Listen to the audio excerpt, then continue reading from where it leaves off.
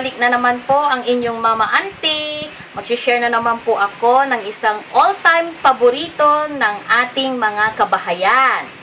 Ang ituturo ko sa inyo ay ang fried chicken.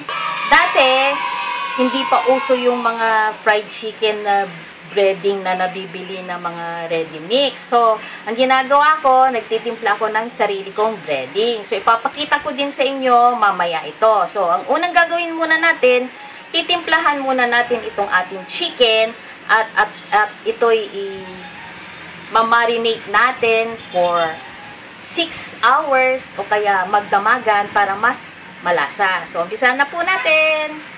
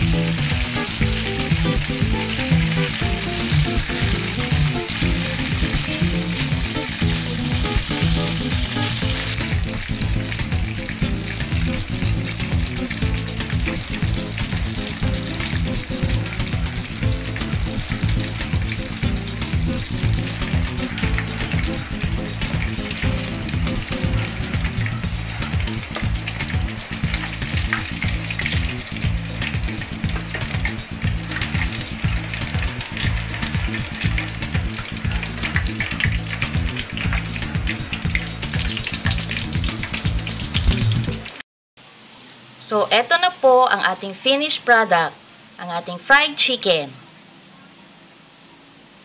Kung nagustuhan nyo po ang video kong ito, paki-like po at pa-subscribe na rin po.